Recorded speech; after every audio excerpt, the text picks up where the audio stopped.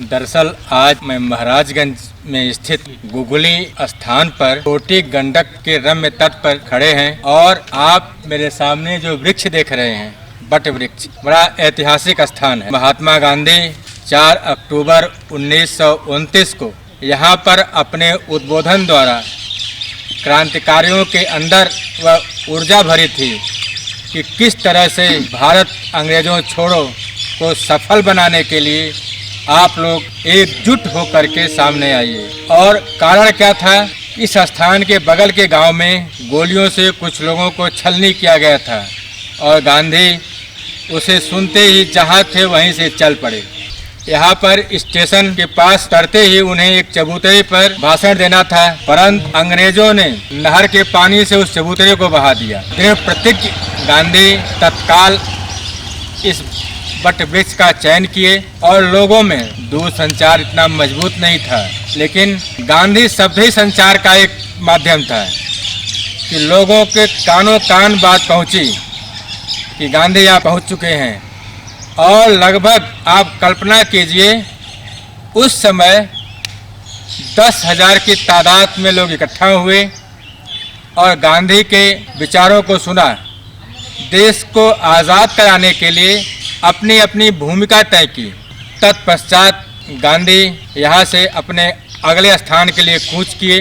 इस स्थान की जानकारी मुझे मिलते ही हमने भी प्रयास किया कि मैं अवश्य वहाँ पहुँचूँ। और यहाँ आने पर यहाँ पर इस समय कार्यरत एसडीएम मदन मोहन वर्मा जी हमारे सामने हैं।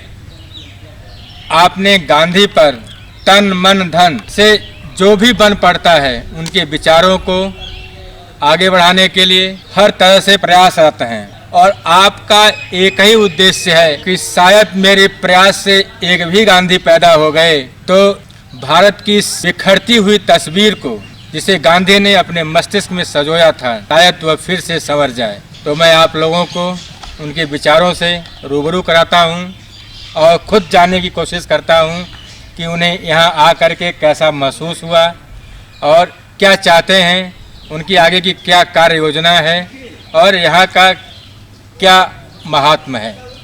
आप दर्शक को बताने का कष्ट करें अपनी अनुभूति और अपने विचार। गांधी जी 1929 में इस बट वृक्ष के नीचे वो अपना व्याख्यान दिए थे, अपना भाषण दिए थे।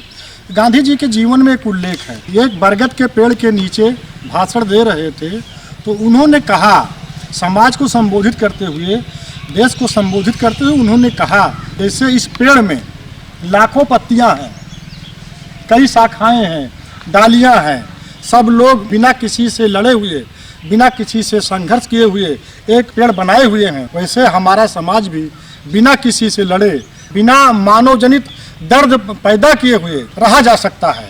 अगर व्यक्ति को दर्द न दे, कोई आदमी किसी आदमी को कष्ट न पहुंचाए, तो गांधी जी का लक्ष्य यही था कि कोई व्यक्ति किसी व्यक्ति को दर्द न दे। हम लोग एक लघु कथा पढ़ा करते थे बहुत पहले, उसमें यह था, एक आदमी मंच पे खड़ा होकर के भाषण दे रहा था। वो अपने लोगों से बता रहा था, समाज में घृणा पैदा करो, नफरत पैदा करो।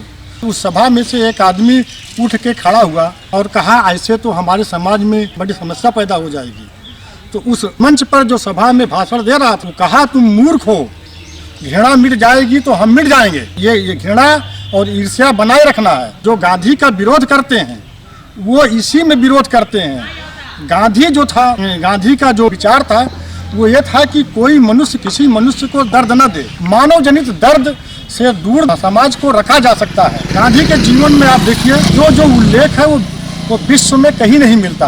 आप यही देखिए, मदर टेरेसा का जीवन आपने पढ़ा, बहुत से लोगों का जीवन मिला होगा, लेकिन गांधी जी अपने घर में कुष्ठ रोगी टिकाए। एक कुष्ठ रोगी को घर में रख करके सेवा करते थे। पूरे विश्व के इतिहास में कोई ऐसा उदाहरण नहीं है जहाँ की कोई घर में कोढ़ी टिकाया हो और सेवा किया हो। ये गांधी ही कर सकते थे।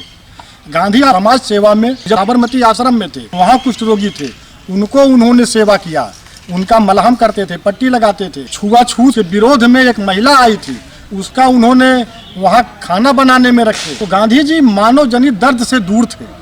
जेलर ने उनको साउथ अफ्रीका में लिखा था, गांधी आदर्श कह दिए। ये इतिहास में पहली बार लिखा हुआ है। नील आंदोलन में चंपारण बगल में है, जब गांधी जी आए तो इतिहास में पहले आदमी थे कोर्ट में खड़े होकर के गांधी जी ने कहा जौन सजा देना हो देव। तो गांधी ने इतिहास में पहले ऐसे बहुत से वर्क ऐसे किए जो इतिहास में पहले और अंत में रहे। उन्होंने जीते हुए मुकदमे में गांधी जी एक केस जीत गए थे। जीते हुए मुकदमे में उनके मुवक्किल ने कहा कि हम तो आपको झूठ बोल करके जीत गए हैं। गांधी जी वहाँ से जज के पास गए और जज से कहे कि हमारा मुवक्किल झूठ बोल करके ये केस जीता हुआ है, तो इसको हराइए। जज बड़ा अचंभित हुआ, अपने चैम्बर में ले गया और कहा गांधी जी अगर आप जैसे लोग हो जाएं तो चोर मक्कार बेईमानों की दुनिया ही समाप्त हो जाए। तो गांधी जी जो करते थे अपने में वही कर सकते थे। जो लोग गांधी का विरोध करते हैं वो लोग नहीं जानते गांधी का विरोध क्यों कर रहे हैं। सरदार पटेल का देखिए, जो पटेल लोग हैं गांधी जी का विरोध करते हैं। मैंने कई लोगों से पूछा क्यों विरोध करते हो, तो ये बताते हैं गांधी जी पटेल को प्रधानमंत्री नहीं बनने दिए। आप समझिए जब गांधी जी इस देश में आए, सरदार पटेल और यहाँ के वकील उनको कुछ नहीं समझते थे। गांधी जी नील आंदोलन में जब खड़े हुए और उन्होंने कहा जज से जौन सजा देव, तब देश के सारे वकील सरदार पटेल जैसे लोग उनके शरणागत हो गए। उनको लगा कि देश में कोई आदमी आ गया है। दलित लोग गांधी जी का विरोध करते हैं। आप समझिए अगर गांधी जी न होते, नेहरू जी जब मंत्रिमंडल बना करके ले करके आए थे तो गांधी जी ने सिर्फ एक नाम काट के संशोधन किया था, वो बाबा साहब अम्बेडकर का नाम जोड़ा था। अगर गांधी जी न होते, नेहरू न होते तो विधानसभा में अम्बेडकर आ ही न पाते। तो ये जो लोग गांधी का विरोध करते हैं उनका संसार ही नफरत और ईर्ष्या पर है, उनका घृणा पर ही संसार है। हृदय परिवर्तन आदमी का कैसे होता है, जो गांधी का एक्सपेरिमेंट है आप उसको देखिए। जैसे आप मानिए गांधी जी जो साउथ अफ्रीका में जब गए, पीट गए, लोगों ने उनको इतना मारा कि बेहोश हो गए। जब वो होश में आए तो सरकार ने कहा कि तुम उन लोगों के खिलाफ मुकदमा लिखाओ।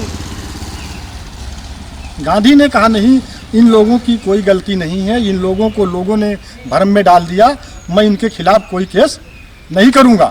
पूरा इनका माहौल ही बदल गया, लोगों का हृदय परिवर्तन हो गया। एक बार जब परवाना लेने की जब बात आई तो मीर आलम नाम का आदमी पीट के इनको अधमरा कर दिया लाठियों से। जब गांधी जी को होश आया तो गांधी जी ने पूछा मीर आलम कहाँ है, तो लोगों ने कहा पुलिस पकड़ ले गई। तो गांधी जी पहले उसको छुड़वाए। तो आप समझिए जो तरीका हृदय परिवर्तन का है वो गांधी के पास ही है। आप समझिए गोली जो मारा गांधी जी को, गांधी जी ने उसको भी माफ कर दिया। जब जब मार खाए, गांधी जी पे बहुत हमले हुए, जब जब हुआ गांधी जी ने उसको क्षमा कर दिया। आज भी जो पैमाना है, आप समझिए कोई आदमी बहुत आपका विरोधी हो, रोज करता हो विरोध, बीमार हो जाए, देखने आप जाइए उसके पास 1 घंटा बैठ जाइए, वो जीवन में आपका कभी विरोध नहीं करता था। तो गांधी का जो मार्ग था संघर्ष का नहीं था, हृदय परिवर्तन का था। साउथ अफ्रीका में जब गांधी जी जेल में बंद हुए, जेलर उनको पीटता था तो ये लोग कुछ बोलते नहीं थे। तो अंत में इनको जेलर ले गया, ये कोठरी में अकेले बंद कर दिया, जहाँ न धूप जाए न हवा जाए। तो बहुत दिनों के बाद उसने गांधी जी को कोठरी में से निकाला और कहा कि तुम उसी अंधेरे में मर जाओगे। गांधी ने कहा कि हमको तो मरना है, चाहे अंधेरे मरे चाहे उजाले में मरे, आप काहे चिंता करत हो। तब उसको ईसा मसीह की याद आई, वो ईसाई था, को ईसा मसीह की याद आई कि लोगों ने ईसा मसीह को ऐसे ही मारा होगा सूली पर चढ़ा करके। गांधी में ईसा मसीह नजर आया, वही लिखा गांधी आदर्श कैदी थे और फिर वही उनका अनुयायी हो गया। स्मर्ट्स को जो वहाँ का साउथ अफ्रीका का जनरल थे, उनको गांधी जी जेल में रहते हुए एक चप्पल बना के दे के आए थे, एक जोड़ी। वो 1938 में गांधी जी को वापस कर दिया, कहा जो इतने बड़े महापुरुष के चप्पल में मेरी पैर डालने की योग्यता नहीं है। तो गांधी जी का जो मार्ग था हृदय परिवर्तन का था, आपसे लड़ के नहीं। गांधी जी कहा करते थे जे जौन दुख दे सह लो, अरे कब तक दुख दे। तो गांधी जी का जो मार्ग था ये था, और गांधी जी कहा करते थे जैसे बट वृक्ष है, लाखों पत्ते इस पेड़ में हैं, बहुत शाखाएं हैं, कोई पत्ता किसी से लड़ नहीं रहा है, किसी से किसी का बैर नहीं है, सब रह रहे हैं। तो समाज भी अपना ऐसे बिना किसी से संघर्ष किए हुए, बिना किसी को कष्ट दिए हुए, कोई आदमी आप समझिए कोई आदमी किसी आदमी को कष्ट न दे, दूसरे आदमी के दर्द में वो सहयोग करे, तो कितना अच्छा समाज हो जाएगा। गांधी यही तो चाहते थे।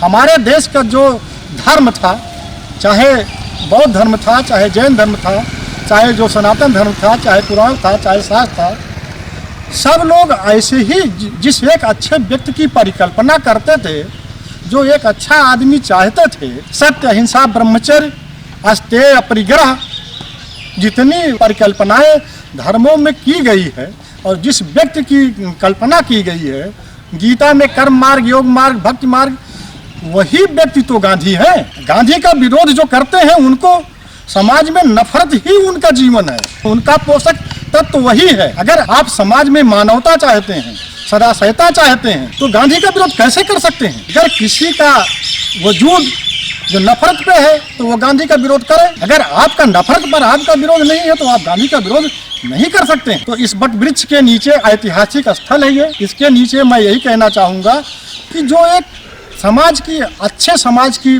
परिकल्पना की गई है, वो गांधीवाद ही है। आप समझिए, कोई महापुरुष छोटा बड़ा नहीं होता है। जैसे इस बाग में हर तरह के पेड़ हैं, आम भी है, नीम भी है, बरगद है, महुआ है, केला का पौधा लगा है, सब ऑक्सीजन दे रहे हैं। कोई किसी से लड़ नहीं रहा है। नीम का पेड़ विरोध नहीं करता है महुआ पेड़ से कि तुम कहीं खड़े हो यहाँ। महुआ का पेड़ नहीं कहता आम के पेड़ से कि तुम क्यों खड़े हो, मैं ही रहूंगा।